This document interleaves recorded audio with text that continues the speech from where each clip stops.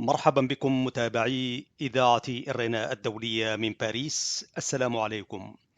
في برنامج متابعات لهذا الأسبوع تتابعون مناقشة البرلمان البريطاني لأوضاع عفر البحر الأحمر في إريتريا، ومنظمة عفر البحر الأحمر لحقوق الإنسان تشيد بخطوة البرلمان وتصدر بيانا بشأن ذلك. نجدد لكم التحية، ولكن في مستهل الفترة إليكم نشرة الأخبار. هذه مقدمتها. الإريتريون في لندن ينظمون مظاهرة سلمية حاشدة تندد بالأوضاع الاقتصادية السيئة في إريتريا، وتعلن رفضها للدخول في حروب يلوح بها نظام أسمر. البرلمان البريطاني يناقش الأوضاع الراهنة في إقليم عفر البحر الأحمر ودنكاليا. مصر والسودان يعلقان حضورهما في مفاوضات سد النهضة بهدف التشاور، ووصول 7000 مهاجر إفريقي إلى اليمن خلال الأشهر الست الماضية. من المقدمة إلى تفاصيل النشرة، معكم فيها أحمد شريف. نظم الإريتريون المقيمون في لندن وضواحيها في الخامس من الشهر الجاري مظاهرة سلمية حاشدة نددوا فيها بالأوضاع الاقتصادية السيئة التي يعيشها الشعب الإريتري، وأعلنوا رفضهم القاطع دخول إريتريا في حرب جديدة. وقد طالبت المظاهرة التي نظمت الأسبوع الماضي بالقرب من إحدى المقار الرئيسية في العاصمة لندن، طالبت بضرورة وضع حد نهائي لما يعيشه شعبنا في الداخل من أوضاع غير إنسانية.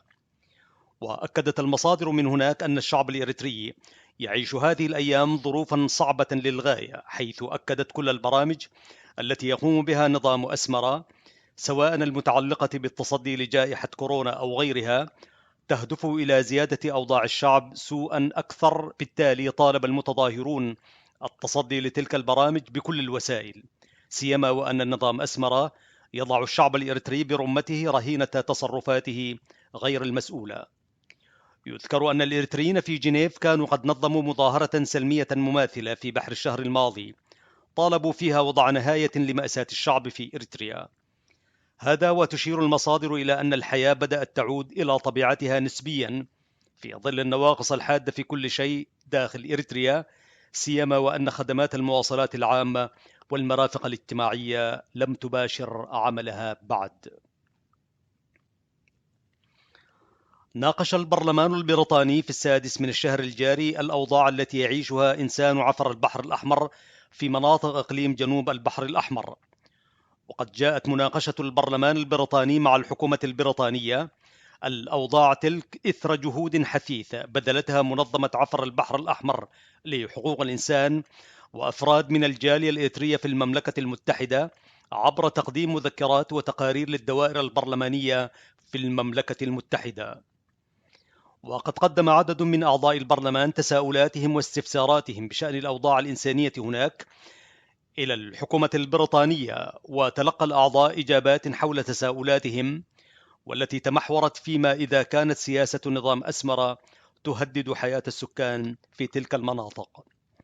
وقد تضمنت تساؤلات البرلمان البريطاني أوضاع المعتقلين الصحفيين والسياسيين ورجال الدين في سجون نظام أسمر في ظل تفشي جائحة كورونا في عموم البلاد.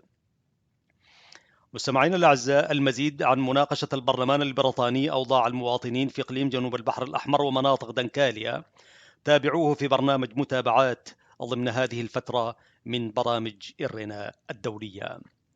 أنباؤنا هذه تأتيكم من إرنا. علقت مصر والسودان مشاركتهما في الجولة الجديدة من مفاوضات سد النهضة الإثيوبي، ويفتح التعليق باب الأسئلة حول ما إذا قررت القاهرة والخرطوم الانسحاب من المفاوضات وعن طبيعة المشاورات مع حكومتيهما. وكانت مصر قد أرسلت رسالة للاتحاد الإفريقي تؤكد فيها رفض القاهرة الملء الإثيوبي الأحادي لسد النهضة، كما رفض السودان مقترح أديس أبابا للتوصل إلى معاهدة بشأن مياه النيل الأزرق بدل التوصل إلى اتفاق شامل حول ملء وتشغيل سد النهضة. وقالت وزارة الموارد المائية والري المصرية إنها وجهت الرسالة إلى جنوب إفريقيا بصفتها رئيس الدورة الحالية للاتحاد الإفريقي، أكدت فيها تمسكها بتوقيع اتفاق ملزم حول سد النهضة الإثيوبي، ورفضها ما جاء في خطاب وزير الري الإثيوبي الأخير. وأوضحت أن هذا الخطاب تضمن مقترحا مخالفا للتوجيه الصادر عن قمة هيئة مكتب الاتحاد الإفريقي في 21 من يوليو الماضي، الذي أكد ضرورة التوصل إلى اتفاق ملزم قانونا وليس مجرد إرشادات وقواعد حول ملء سد النهضة. وكانت القاهرة أعلنت أمس الثلاثاء تعليقا الاجتماعات حول سد النهضة مع أديس أبابا لإجراء مشاورات داخلية وبحث الطرف الإثيوبي، أي الطرح الإثيوبي الذي تقول فيه إنه يخالف ما تم الاتفاق عليه مسبقا. في حين قالت وزارة الري والمياه الإثيوبية إن مصر والسودان طلبتا تأجيل اجتماعات سد للنظر في قواعد الملء التي قدمتها أديس أبابا. في النبأ الأخير لهذه النشرة، أعلنت المنظمة الدولية للهجرة يوم السبت الماضي وصول 7000 مهاجر إفريقي إلى اليمن خلال النصف الأول من هذا العام. وقالت المنظمة في تقريرها إنه خلال النصف الأول من عام 2020 وصل 7000 مهاجر إلى اليمن، 90% منهم من إثيوبيا، فيما أغلب البقية من الصومال. وأضاف التقرير أن معظم المهاجرين إلى اليمن يسافرون على أمل الوصول إلى السعودية للحصول على حياة أفضل بدلا من مجرد البقاء على قيد الحياة. وتابع التقرير: يصل معظم المهاجرين إلى السواحل الجنوبية اليمنية، خاصة إلى محافظات لحج وشبوة وحضرموت، حيث تعمل الفرق الطبية المتنقلة التابعة للمنظمة الدولية للهجرة. ويعد اليمن منذ سنوات طويلة وجهة لمهاجرين من دول القرن الإفريقي، لا سيما إثيوبيا والصومال وإريتريا، ويهدف العديد منهم إلى الانتقال في رحلتهم الصعبة إلى دول الخليج خصوصا السعودية. ويشهد اليمن للعام السادس حربا عنيفة أدت إلى إحدى أسوأ الأزمات الإنسانية بالعالم، حيث بات 80% من السكان بحاجة إلى مساعدات إنسانية، ودفع الصراع الملايين أي دفعهم إلى حافة المجاعة. في نهاية نشرة الأخبار هذه إليكم المقدمة مرة ثانية. الإريتريون في لندن ينظمون مظاهرة سلمية حاشدة تندد بالأوضاع الاقتصادية السيئة في إريتريا وتعلن رفضها للدخول في حروب يلوح بها نظام أسمرا. البرلمان البريطاني يناقش الأوضاع الراهنة في إقليم عفر البحر الأحمر ودنكاليا. مصر والسودان يعلقان حضورهما في مفاوضات سد النهضة بهدف التشاور ووصول 7000 مهاجر إفريقي إلى اليمن خلال الأشهر الستة الماضية. نهاية النشرة، تقبلوا تحياتي في تقديمها إلى فقرة أخرى من برامج هذا اليوم. تحياتي لكم والسلام عليكم.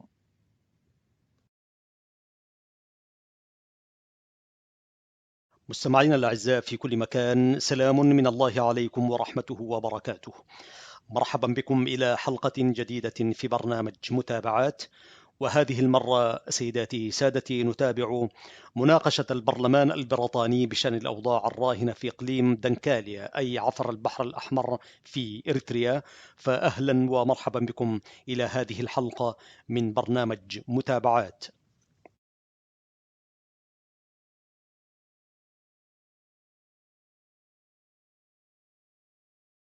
عزيزي المستمع وعزيزتي المستمعة، جاء في التقرير إثر جهود حثيثة بذلته منظمة عفر البحر الأحمر لحقوق الإنسان في إريتريا بجانب الناشطين من أبناء الجالية الإريترية في المملكة المتحدة من خلال تقديم مذكرات وتقارير للدوائر البرلمانية في المملكة المتحدة.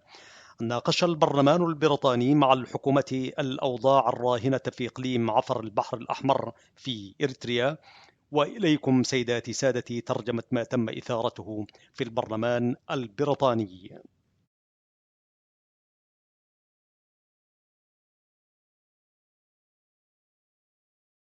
عندما سأل جون ماكدونيل في 15 من يوليو 2020 وزير الدولة لشؤون الخارجية والكومنولث فيما إذا كان سوف يقدم احتجاجا يتعلق بمنع حكومة إريتريا شعب عفر البحر الأحمر من الوصول إلى البحر، جاءت إجابة جيمس دودوريج في 23 من يوليو 2020 على النحو التالي: لم تتمكن المملكة المتحدة من التحقق من التقارير التي تفيد بأن حكومة إريتريا تستهدف شعب عفر البحر الأحمر بمنعهم الوصول إلى البحر. لذلك لجأنا إلى مقررة الأمم المتحدة بشأن إريتريا التي تراقب وضع حقوق الإنسان هناك بانتظام، ولكن لم يسمح لها بزيارة البلد المعني. مع ذلك لوحظ من خلال ما جاء في أحدث تقريرها وجود التهميش المتعمد بحق شعب عفر البحر الأحمر. لذلك نحن على التواصل الدائم بمكتب المقررة، وذلك للتأكد من الحقائق على التأكيد أو مع التأكيد على دعم المملكة المتحدة العمل الهام الذي تقوم به المقررة في مواجهة حكومة إريتريا لدفعها في تحسين سجلها في مجال حقوق الإنسان. لذلك أعادت المملكة المتحدة التأكيد على مواقفها المبدئية والثابتة من خلال بيانها أمام مجلس حقوق الإنسان الذي عقد في 30 من يونيو، لأن إريتريا ما زالت تحتل المرتبة الأولية لدى وزارة الخارجية والكومنولث بموجب التقارير السنوية فيما يتعلق بحقوق الإنسان، مع التأكيد على الاستمرار في مراقبة الأوضاع هناك. من جانبه سأل اللورد أليتون من ليفربول في 30 من يونيو 2020 حكومة صاحبة الجلالة بالإشارة إلى الرد الكتابي للبارون سوج في 24 من يونيو كيف تم التحقق من صحة التقارير التي تفيد بأن حكومة إريتريا تستهدف عفر البحر الأحمر أثناء جائحة كورونا. فكانت إجابة البارون سوج في 10 من يوليو 2020 هكذا: لم تتمكن المملكة المتحدة التحقق من التقارير التي تفيد بأن حكومة إريتريا تستهدف عفر البحر الأحمر بموجب التقارير الواردة من مكتب مقررة الأمم المتحدة الخاص المعني بإريتريا، والذي يراقب بانتظام حالة حقوق الإنسان في البلاد، علما بأن أحدث تقرير أشار إلى وجود التهميش بحق شعب عفر البحر الأحمر. ومن هذا المنطلق تدعم المملكة المتحدة بقوة العمل الهام الذي تقوم به المقررة لمواجهة حكومة إريتريا من أجل تحسين سجلها في مجال حقوق الإنسان. وأكدت المملكة المتحدة على ذلك في بيانها أمام مجلس حقوق الإنسان الذي عقد بتاريخ 20 من يونيو 2020، تقر فيه بأن هناك تجاوزات تتعلق بحقوق الإنسان من جانب حكومة إريتريا مع وجود التحسن. مستمعين الأعزاء، لازلتم مع إذاعة إيرنا الدولية من باريس، ونقدم لكم البيان أو التقرير الخاص بمناقشة البرلمان البريطاني الأوضاع الراهنة في إقليم عفر البحر الأحمر أي دنكاليا وضواحيها.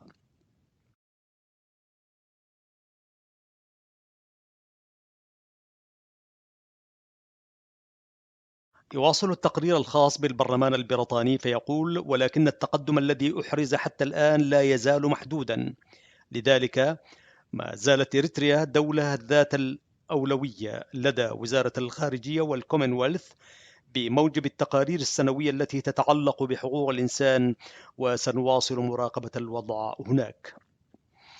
من جانبها تساءلت البارونة إينيلاي من سانت جونز في 24 من يونيو 2020 حكومة صاحبة الجلالة عن التقييم الذي أجرته بشأن خطر المجاعة الذي يهدد شعب عفر البحر الأحمر في إريتريا بسبب جائحة كورونا، وما هو دور حكومة إريتريا في تفاقم تلك المشكلة.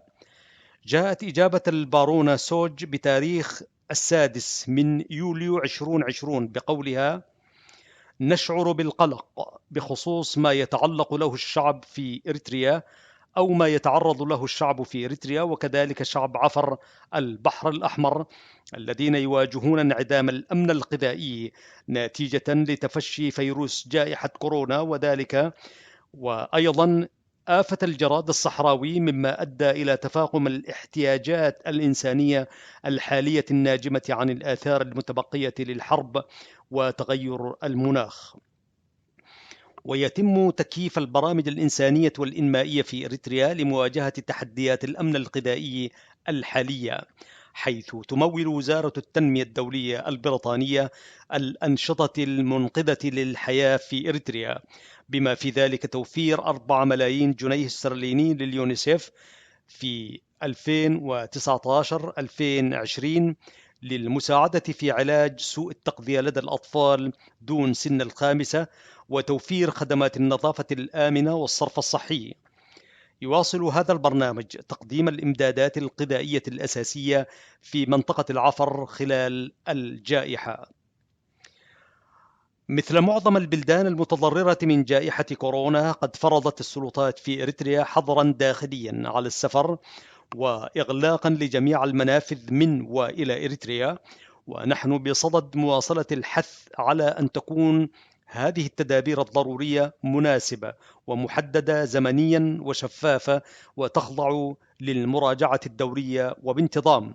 وفي نفس الوقت نثير مخاوفنا بشأن حقوق الإنسان في إريتريا مع الحكومة في كل فرصة، وسنواصل مراقبة الوضع والمخاطر في البلاد. من جانبها، سألت هارييت بالدوين في 23 من يونيو 2020 وزير الدولة لشؤون الخارجية وشؤون الكومنولث بالقول: ما هو التقييم الذي أجراه عن الأمن الغذائي وعن وضع حقوق الإنسان في منطقة دنكاليا جنوب البحر الأحمر في إريتريا أثناء جائحة كورونا؟ جاء في إجابة جيمس دودريج في 1 من يوليو 2020 ما يلي: ما زلنا نشعر بالقلق إزاء وضع حقوق الإنسان في إريتريا، بما في ذلك اعتقال قادة المعارضة والصحفيين والشخصيات الدينية. فمنذ اعتقال أستير فسهاتسيون وآخرون في عام 2001، فانتهزت حكومة المملكة المتحدة وبالدعم من شركائها في المجتمع الدولي كل الفرص للتعبير عن قلقنا بشأن عمليات الاعتقال والاحتجاز التعسفي في إريتريا، ودعت إلى إطلاق سراحهم. لقد قمنا بذلك مباشرة مع حكومة إريتريا وبشكل علني من خلال التقارير السنوية التي تتعلق بحقوق الإنسان وأمام مجلس حقوق الإنسان في جنيف. مستمعينا الأعزاء، نجدد لكم التحية من إذاعة إيرنا الدولية في باريس، وهذه الحلقة في برنامج متابعات، ونتابع مناقشة البرلمان البريطاني الأوضاع الراهنة في إقليم عفر البحر الأحمر.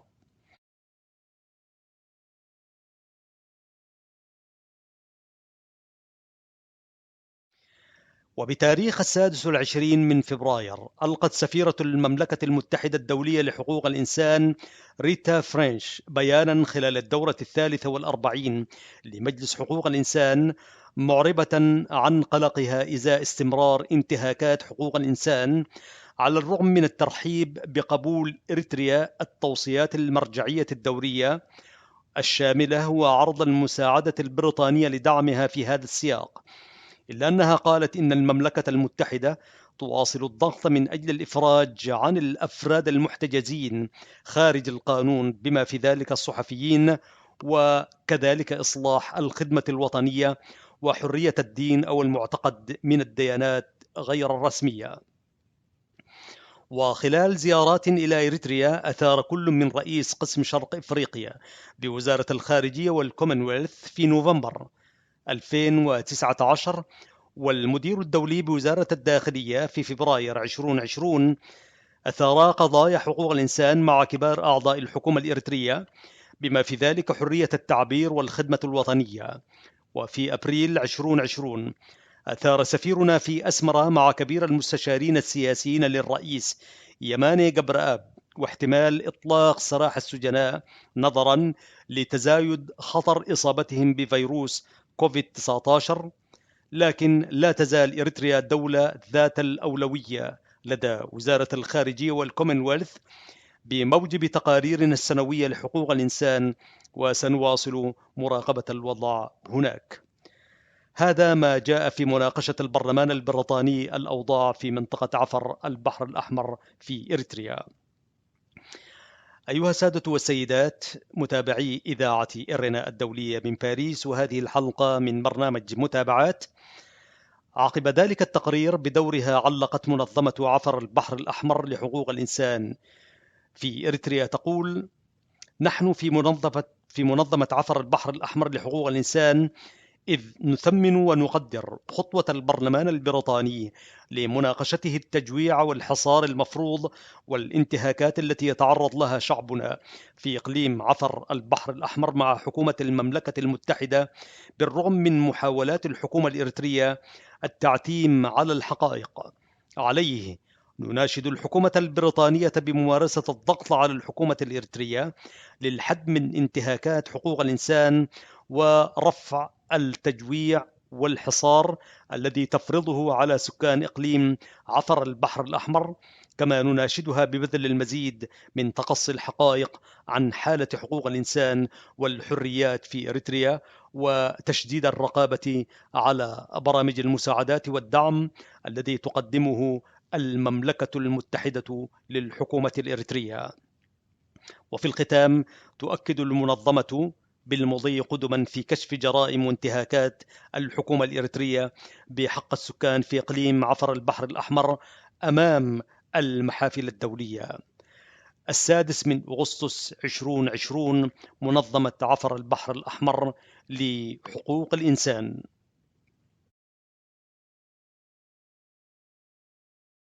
المستمعون الكرام، متابعي إذاعة إرنا الدولية من باريس، في حلقة جديدة من برنامج متابعات، تابعتم مناقشة البرلمان البريطاني الأوضاع الراهنة في إقليم عفر البحر الأحمر، دنكاليا وضواحيها.